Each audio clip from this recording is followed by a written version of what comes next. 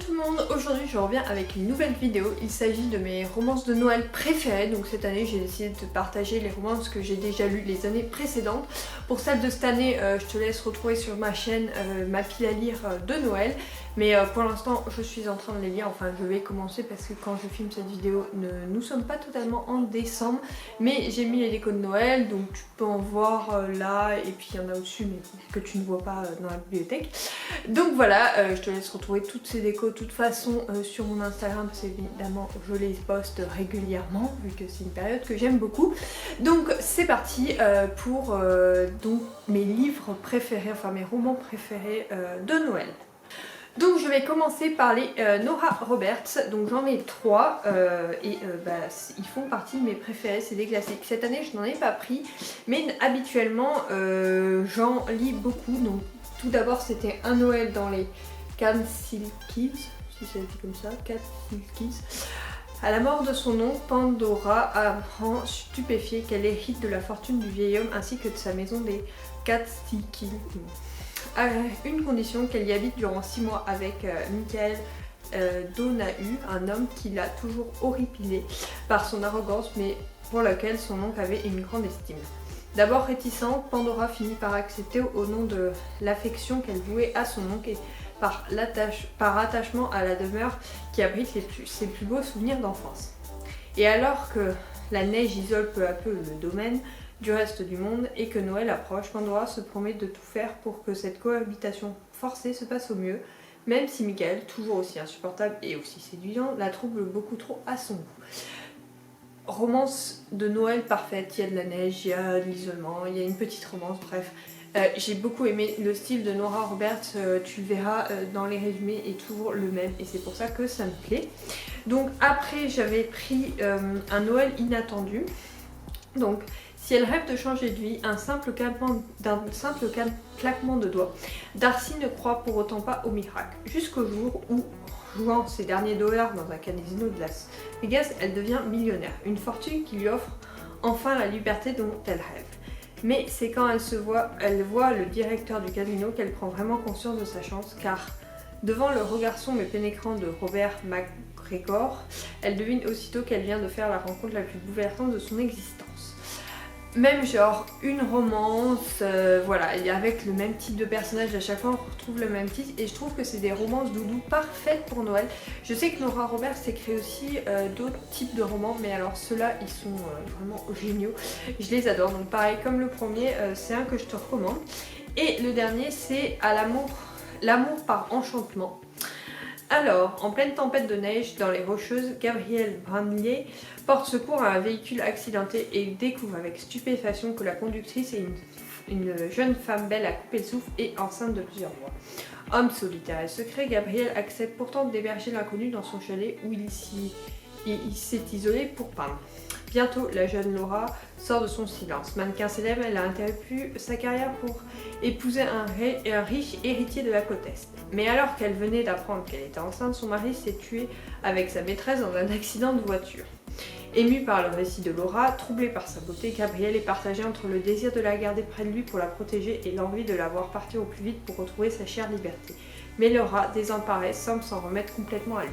Celle-là, c'est ma préférée et c'est la première que j'ai lue de l'auteur et franchement, une petite pépite, c'est pour ça que j'avais acheté les deux autres.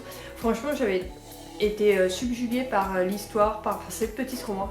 Pareil que les autres, c'est du classique, mais dans toutes les romances que je te présente, c'est du classique, c'est juste des lectures doudou que je veux vraiment te présenter. En plus, c'est écrit plutôt gros. Alors, ils sont édités chez Harlequin tous. Celui-là, je sais pas. Mais il me semble que oui, ils sont tous édités chez Harlequin. Donc voilà, je te les recommande vraiment. Nora Roberts, une valeur sûre. Ensuite, dans le genre autre valeur sûre, Sarah Morgan. Alors là, je t'en présente une trilogie et un one-shot. Donc pour la trilogie, il s'agit de celle-ci avec ses couvertures brillantes. Donc c'est la danse hésitante des flocons de neige, l'esquisse clarté d'un rayon de lune, la douce caresse d'un vent d'hiver. Et c'est le dernier tome qui est vraiment mon préféré. Donc nous sommes dans une... Là je te fais un résumé global parce que c'est sur 3 couples différents, ils peuvent être lus indépendamment les uns des autres. Même si on retrouve les autres personnages, il faut mieux les lire dans l'ordre. Mais grosso modo, c'est une station de sport d'hiver et on suit chacun au nail, donc chaque frère entre guillemets, et on les suit et on voit comment ils rencontrent leurs épouses et l'amour de leur vie. Donc vraiment c'est des romances qui m'ont beaucoup plu. La première j'ai eu du mal à rentrer dedans, par contre la dernière c'était vraiment le top, c'est ma préférée. Parce que c'était avec Tyler et j'adorais Tyler depuis le premier tome, donc j'avais trop hâte de lire sa romance. Donc voilà, là c'est sport d'hiver, romance, neige, voilà, elle est vraiment parfaite pour Noël, donc si tu l'as pas lu, n'hésite pas à découvrir. Moi je l'ai découvert un peu tard, donc j'ai que les formats poche, mais ceux qui brillent, comme tu peux pas le voir parce qu'en fait ça se voit pas à la caméra. Mais sinon c'est une bonne petite romance, donc voilà, ça je te les recommande. Et dans le même genre, j'ai lu l'année dernière Mariage sous les flocons. Donc c'est pareil, c'est du Sarah Morgan et franchement, j'en ai encore un dans ma pile à lire en fait. J'ai acheté celui de l'année, donc c'est Maggie est sous le choc.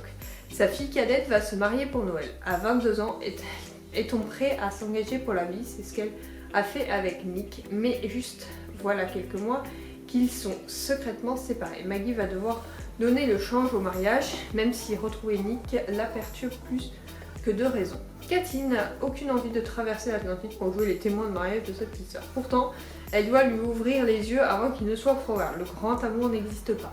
Il ne faudrait pas, faudrait juste que Jordan, le témoin du marié, arrête de ruiner tous ses plans.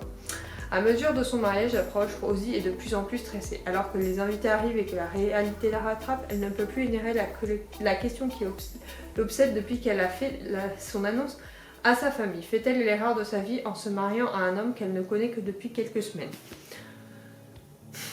Il est drôle, on suit des femmes très différentes et il y a de l'amour et ça se passe en hiver, hein, très clairement on voit la couverture de toute façon. Et franchement, c'est encore une petite romance douce. Celle-là je te la recommande vraiment, je l'avais lue l'an dernier et j'avais adoré en fait. Et vraiment c'est une des romances de l'an dernier que j'ai adoré avec une autre, ah oui, celle-là que je n'ai pas mis dans ma pile à lire. En fait c'est celle-là, c'est celle-là et celle-là que j'avais beaucoup aimé l'an dernier. Donc c'est du Sarah Morgan, ça il faut enfin si tu connais pas l'auteur, vraiment vas-y fonce.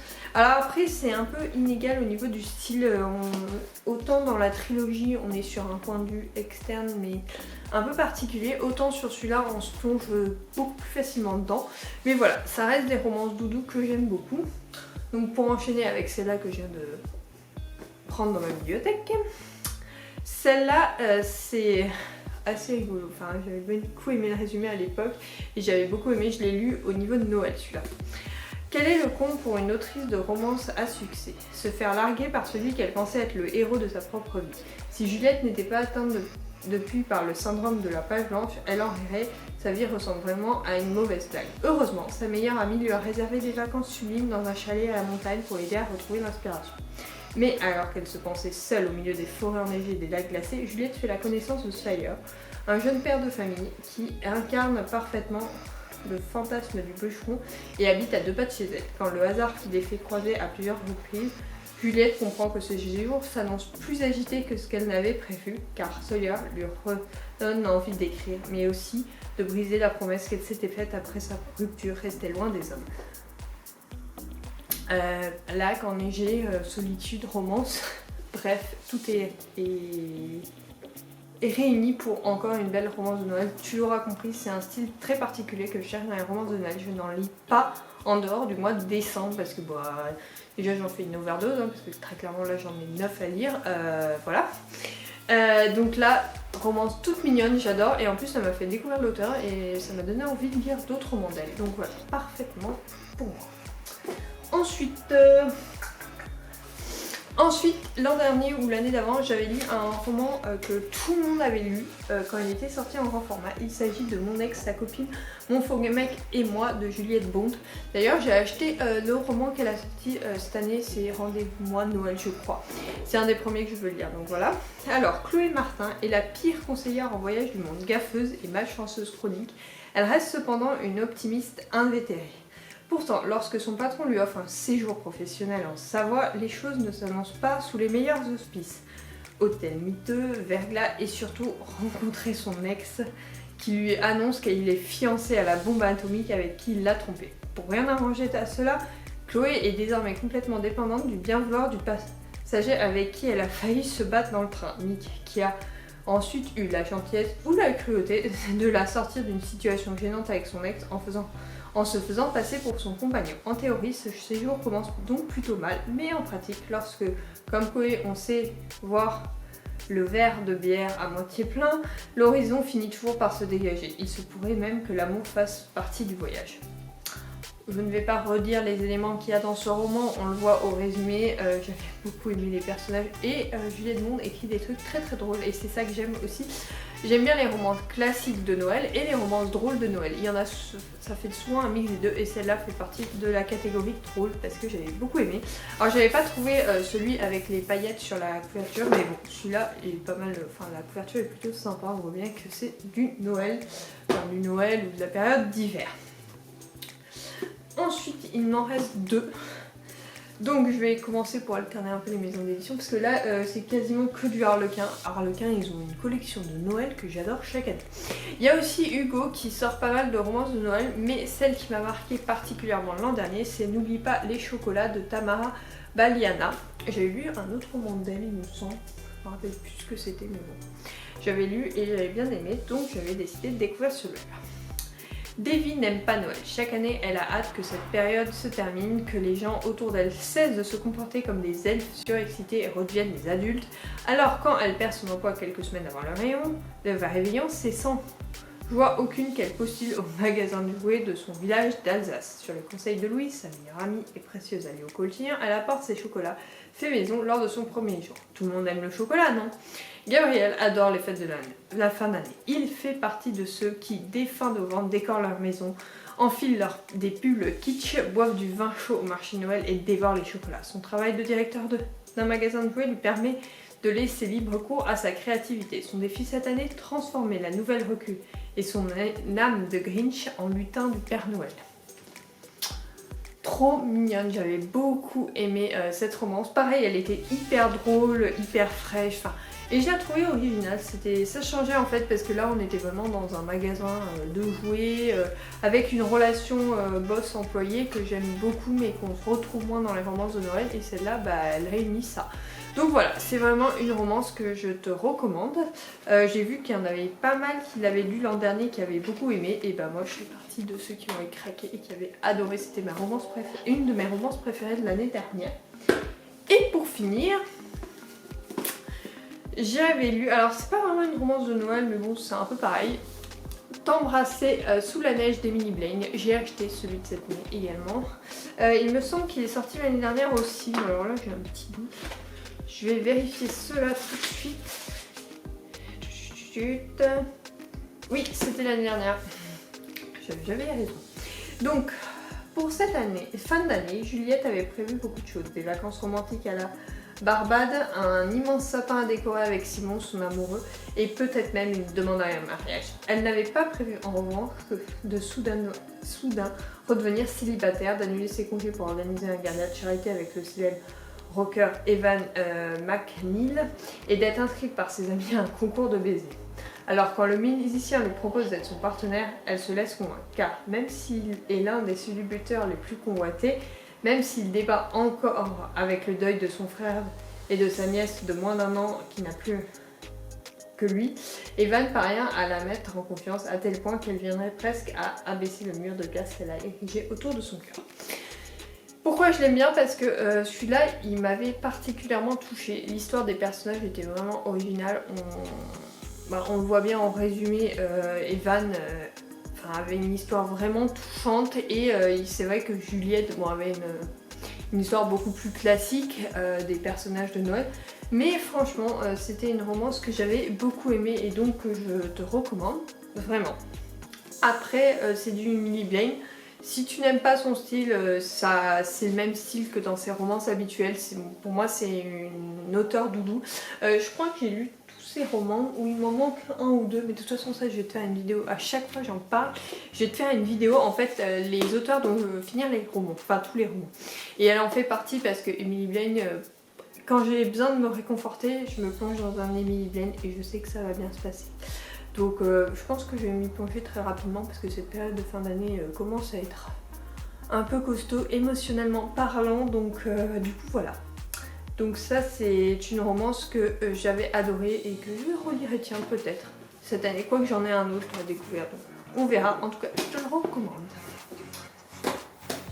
Cette vidéo est maintenant terminée, elle était rapide, je t'ai juste présenté les résumés des romances que j'aime beaucoup. J'allais pas toutes détailler parce que comme tu as vu c'est un schéma que je cherche dans les romances de Noël, c'est vraiment une histoire, une romance qui se déroule en hiver proche de Noël souvent et qui a des personnages touchants, attachants mais qui peuvent être très classiques. En tout cas ça ne me dérange pas, bien au contraire j'adore parce que c'est des romances doudou. Donc voilà, c'est ce que je recherche tout le temps. Donc voilà, j'espère que cette vidéo t'a plu et je te retrouve dès la semaine prochaine avec encore une fois une vidéo de Noël. Il s'agira d'un tag que je n'ai pas encore tourné. Et après je te laisserai avec 2 semaines de pause avant de te retrouver en janvier pour mes bilans 2021. Donc voilà, sur ce je te fais de gros bisous et je te dis à la semaine prochaine. Bye.